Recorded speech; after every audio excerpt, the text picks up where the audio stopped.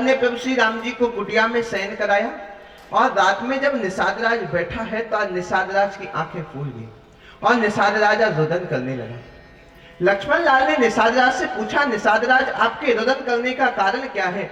निषाद राज कहता है, जब उस पर मेरे राम जी शयन कर रहे हैं जो कि मखमल के गद्दे पर शयन कर रहे थे, तो स्वाभाविक ही मुझे रोना तो आ ही जाएगा। तो लक्ष्मण जी ने बड़ी सुंदर बात कही कि काहू न को सुख दुख कर दाता, निज कृत कर्म भोग सब भाता। कोई किसी को सुख देने वाला नहीं है, कोई किसी को दुख देने वाला नहीं है। अपने कर्म के फल के ही अनुसार व्यक्ति सुख और दुख की प्राप्ति करता है। भगवान श्री कृष्ण भी कहते हैं, कर्मणा जायते जंतुर कर्मणैव विलीयते, सुखम दुखम भयक्षेमं कर्मणैवाभितिष्ठते। कर्म के ही फलस्वरूप जन्म होता है, कर्म के ही फलस्वरूप मृत्यु की भी प्राप्ति होती है और सुख और दुख की प्राप्ति भी कर्म के फलस्वरूप होती है। निषाद राज की आंखें लाल हो गई, चेहरा लाल हो गया और लक्ष्मण लाल से आज निषाद राज ने कहा, क्या तुम मेरे राम जी को कोई साधारण व्यक्ति समझते हो? तुम मेरे राम जी से कहना चाहते हो क्या राम जी ने बुरा कर्म किया है? तो लक्ष्मण लाल ने कहा, सॉरी, मैंने ये जो चौपाई कही है ये भगवान के लिए नहीं कही है, जीवात्माओं के लिए कही है। राम जीवात्मा नहीं है, तो फिर राम जीवात्मा नहीं है तो क्या है?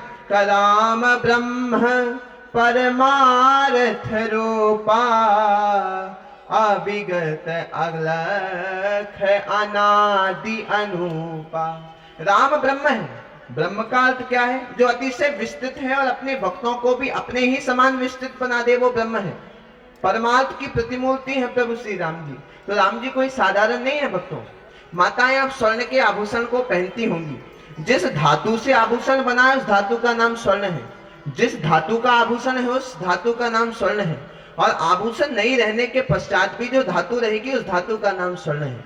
ये संसार जिससे बना है उसका नाम परमात्मा है, जिस संसार जिसमें है उसका नाम परमात्मा है, और संसार रहने के पश्चात भी कोई रहेगा तो उसका नाम परमात्मा है। जिस प्रकार से मकड़ी अपने जाले को खुद बनाकर उस जाले को खुद ही खा लेती है, उसी प्रकार से परमात्मा भी इस माया को रचते हैं और खुद ही इस परमात्मा माया को समेट लेते हैं। तो बड़ा ही सुंदर शिक्षा दिया। तो पूछ लिया निषाद राज ने लक्ष्मण जी से कि मैं जीवन का वेदांत जानना चाहता हूं। लक्ष्मण जी ने कहा, मैं एक चौपाई में जीवन का वेदांत तो मैं बता सकता हूं। कैसे बता सकते हो? कहा, नोट करो। सबसे पहले मैं आपसे पूछना चाहता हूं कि आप अपने उदर का भरण पोषण कैसे करते हो? कहा, मैं नदी में जाता हूं और जब मैं नदी में जाता हूं तो ऊपर जो मछली रहती है उसे पकड़कर लाकर बेचकर ही मेरे उदर का भरण पोषण करता हूं। पूछ लिया लक्ष्मण लाल ने, तो क्या जो मछली नीचे रहती है तुम उसे नहीं पकड़ पाते? कहा, नहीं, मैं उसे नहीं पकड़ पाता। तो लक्ष्मण जी ने कहा, यही जीवन का वेदांत है। ये जीवन का वेदांत कैसे हो सकता है? सुखी मीन जहनीर अगाधा, और जिमि हरि शरण न एक ही बाधा। जिस प्रकार से मछली गहरे जल में सुखी रहती है, उसी प्रकार से यदि हम परमात्मा के शरण चरण में चले जाएंगे तो ही सुखी रहेंगे। संसार में सुख है ही नहीं भक्तों। आपको दर्पण में अपना चेहरा तो दिखता है पर दर्पण में आप होते नहीं। संसार में सुख तो दिखता है पर संसार में सुख होता नहीं। तो फिर सुख कहाँ है? क्या सिर्फ परमात्मा के चरणों में ही सुख है। इतनी सुंदर शिक्षा आज निषाद राज को लक्ष्मण जी महाराज दे रहे। सुबह हुई और आज जैसे ही सुबह हुई ना भक्तों, तो गंगा जी के किनारे एक केवट खड़ा हुआ है। किसी ने एक प्रश्न कर लिया कि गंगा जी के किनारे सिर्फ केवट ही क्यों खड़ा है, अन्य नाव क्यों नहीं है? संतों ने अपने अनेक तात्पर्य दिए भक्तों। एक तात्पर्य आप सुने। एक समय की बात थी कि निषाद राज घने वन में बिछड़ गया अपने सैनिकों के साथ। निषाद राज बड़ा परेशान था, वहीं केवट भी गया हुआ था, और केवट ने निषाद राज को जैसे ही देखा तो निषाद राज को सही रास्ता बता दिया। और जैसे ही निषाद राज को सही रास्ता पता चला और वन से निषाद राज बाहर निकला, तो आज निषाद राज केवट से कहता है, केवट मुझसे 2 वरदान मांगो, उन 2 वरदान को मैं इसी समय पूरा करूंगा। केवट ने कहा, जब समय आएगा ना मैं तब मांगूंगा। भक्तों, आज केवट को लगा कि समय आ चुका है, रात का समय था, और रात का जैसे ही समय पहले हुआ था, केवट चला गया निषाद राज के पास। निषाद राज से केवट ने कहा, मैं आपसे 2 चीज चाहता हूं। निषाद राज ने कहा, भी मेरे पास टाइम नहीं है, बाद में आना। कहा नहीं, अभी ही मैं आपसे मांगना चाहता हूँ, क्योंकि आपने मुझे वचन दिया है। निषाद राज ने कहा मांग लो। कहा पहला तो मैं ये मांगना चाहता हूँ कि गंगा जी के किनारे जब राम जी आएंगे तब सिर्फ मेरी ही नाव होनी चाहिए और किसी की नाव नहीं होनी चाहिए। और दूसरा मैं ये मांगना चाहता हूं कि जब मेरी राम जी से बात चले तब आप राम जी के पीए बनकर, मंत्री बनकर बीच में अपनी टांग को नहीं अड़ाना, सिर्फ मेरी बात चलने देना। इसलिए आप देखो, जब बात चली तो पूज्य निषाद राज बीच में बोले ही नहीं, लक्ष्मण जी बोले थे और आगे लक्ष्मण जी का भी समाधान कर दिया था केवट ने। हम आपको आगे बताएंगे। तो मांगी नाव ना केवट आना, मांगी नाव ना केवट आना, कहीं तुम्हारे मरम में जाना, मांगी नाव ना केवट आना, मांगी नाव ना केवट आना, कहीं तुम्हारे मरम में जाना, मांगी नाव ना केवट आना, कहीं तुम्हारे मरम में जाना। हुआ क्या भक्तों, भक्त की लीला बड़ी अद्भुत है। केवट के विषय में बताने से पहले केवट की आप विशेषता सुन लें। भगवान किसी के सामने नहीं झुकते, पर भगवान सिर्फ अपने भक्त के सामने झुकते। श्रीमद् भागवत के अद्भुत ज्ञाता हमारे मध्य में विराजमान है पूज्य अनिल मिश्रा जी। भागवत की अद्भुत कथा करते हैं और दास पर अनुग्रह कर कृपा पूर्वक पधारे भी हैं और अपना अमूल्य समय भी दे रहे हैं। श्रीमद् भागवत में भी आपने कई कथाएं श्रवण करी होंगी भक्तों, जहां भगवान को झुकना पड़ा है। और आज केवट के सामने राम जी पहुंचे। राम जी ने केवट से कहा केवट नाव लेकर आओ, पर केवट नहीं आया। एक संत ने इस चौपाई के 3 तात्पर्य दिए भक्तों, जरा देख लो आप। मांगी नाव न केवट आना, अब नाव को इस तरफ कर दो कि मांगी नाव न केवट आना। राम जी ने नाव मांगी ही नहीं और केवट आ गया, चौपाई का पहला तात्पर्य। अब नाव को उस तरफ कर दो, मांगी नाव न केवट आना, नाव तो मांगी गई थी पर केवट नहीं आया।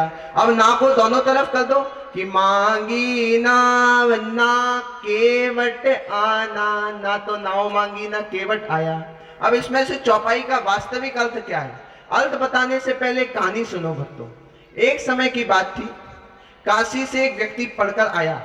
ज्यादा तो उसने पढ़ा नहीं था, पर उसने घर के सामने एक बोर्ड लगा दिया। उस बोर्ड में लिख लिया परम ज्योतिषाचार्य विद्वान महेश शर्मा जी। किसी का नाम हो तो बुरा मत मानना। अब हुआ क्या, एक व्यक्ति ने सोचा जब ज्योतिषाचार्य का दिव्य बोर्ड लगा है तो इन व्यक्ति से जाकर मुझे पूछ लेना चाहिए। व्यक्ति के पास गए, उस आचार्य के पास गए। एक व्यक्ति ने पूछा कि मेरी पत्नी गर्भवती है, से पुत्र होगा या पुत्री होगी? उन्होंने कहा पुत्री न पुत्र। महाराज जी इसका अर्थ तो बता दो। का अर्थ बाद में बताएंगे। दूसरा व्यक्ति आ गया। जैसे ही दूसरा व्यक्ति आया, दूसरे व्यक्ति ने पूछा हमारी पत्नी गर्भवती है, उसे पुत्र होगा या पुत्री? कहा भी आप सिर्फ एक सूत्र लिख के ले जाओ, बाद में अर्थ बताएंगे। पुत्री न पुत्र। वो भी चला गया। फिर तीसरा व्यक्ति आया। तीसरे व्यक्ति ने कहा हमारी पत्नी गर्भवती है, क्या होगा, पुत्र होगा या पुत्री? कहा एक सूत्र लिख लो, पुत्री न पुत्र। महाराज जी इसका अर्थ बाद में बताएंगे।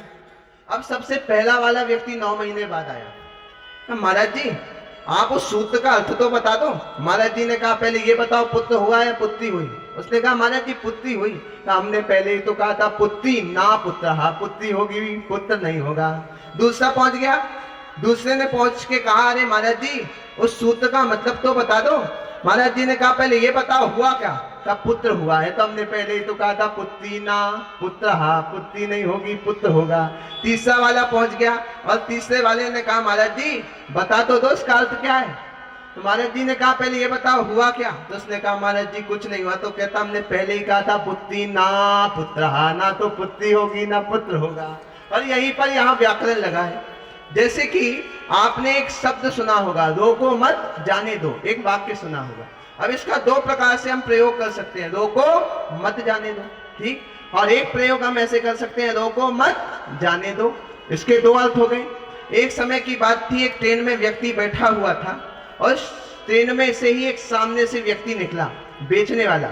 उसने कहा खरबूजा शक्कर से मीठा, खरबूजा शक्कर से मीठा। उसने खरीद लिया। अब जैसे ही खरबूजा खाकर देखा तो खरबूजा तो फीका था। उसे बुलाया और डांटा, तो आप तो कह रहे थे खरबूजा शक्कर से मीठा, ये तो बहुत ही फीका है। हमने पहले तो कहा था खरबूजा शक्कर से मीठा, माने शक्कर डालोगे तो मीठा। इस प्रकार से वाक्य को समझना बड़ा कठिन हो जाता है। तो अब इस चौपाई का वास्तविक अर्थ क्या है कि मांगी नाव न केवट आना। तो एक संत ने कहा कि मांगी नाव न केवट आने का अर्थ यही निकलता है कि नाव तो मांगी गई पर केवट नहीं आया। अब केवट ने कहा क्या, कहीं तुम्हार मरम में जाना, मैं आपका मरम जान गया। पूछ लिया आज पार्वती जी ने शिव जी से, अरे भगवान राम का मरम कौन कौन जान पाया है? शिव जी ने कहा कोई भी नहीं जान पाया। अरे कोई तो जाना होगा, ब्रह्मा जी जाने होंगे। कहा ब्रह्मा जी भी नहीं जान पाए, विष्णु जी भी नहीं जान पाए और महेश भी नहीं जान पाए। क्या प्रूफ है? तो बोल दिया जग देखन तुम पेखन निहारे, जग देखन तुम पेखन निहारे, विधि हर शंभो नचावन निहारे, विधि हर शंभो नचावन निहारे, जग देखन तुम पेखन निहारे,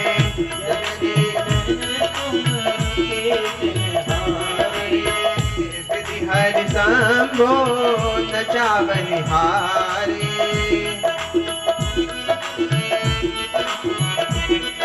कह दिया एक ऋषि ने, जग देखन तुम पेखनी हारे, विधि हरि शंभो नचावनी हारे। अरे राम जी तो ब्रह्मा जी को भी नचाते हैं, विष्णु जी को भी नचाते हैं, महेश को भी नचाते हैं, और राम जी के महत्व को ये तीनों भी नहीं जान पाए। अरे तो राम जी अयोध्या में रहते थे, शायद तक राम जी के महत्व को अयोध्यावासी जान पाए होंगे? नहीं। तो फिर प्रूफ क्या है? कमास दिवस कर दिवस भा मरम न जानिए कोई। जब राम जी की लीला चली और राम जी का जन्म हुआ, दिव्य उत्सव मन रहा था, तो क्या हुआ? का मास दिवस कर दिवस भा, एक महीने का एक दिन हो गया पर मरम कोई नहीं जान पाया।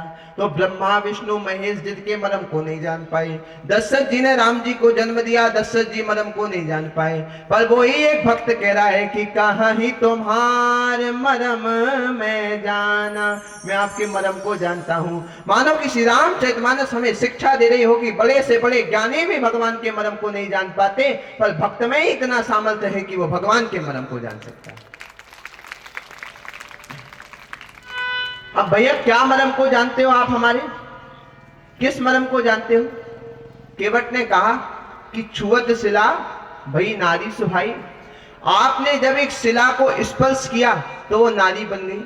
अब हमारी तो लकड़ी की नाव है, जब आप इस लकड़ी की नाव पर अपने दिव्य चरणारविंद को रखोगे और ये नारी बनकर उड़ गई तो हमारा क्या होगा? प्रॉफिट एक भी नहीं है, लॉस ही लॉस है। कैसे? का ध्यान से सुनो। पहली बात तो जिस नाव से हम हमारा उदर पोषण करते हैं, उदर भरण करते हैं, वो नाव नारी बन जाएगी। अब एक नारी का तो पालन होता नहीं, साथ में नारी दो दो हो जाएगी। अब जो साधन है वो रहा नहीं पेट भरने का, और साथ में नारी दो दो हो गई। अब आप बताइए हम उदर भरण पोषण कैसे करेंगे? राम जी ने कहा केवट तुम्हारी बात तो सही है, पर हमें ये बता दो कि किस प्रकार से हम तुम्हारी नाव में बैठे।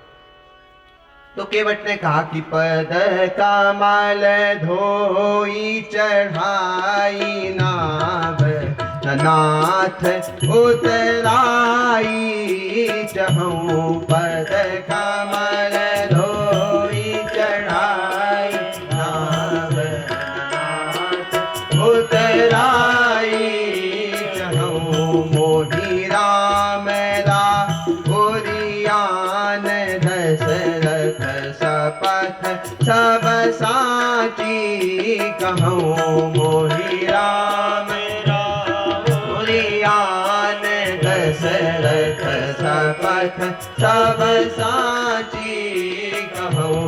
बरु तीर मारहु लखनु पे जब लगी न पाए पखारी हूँ।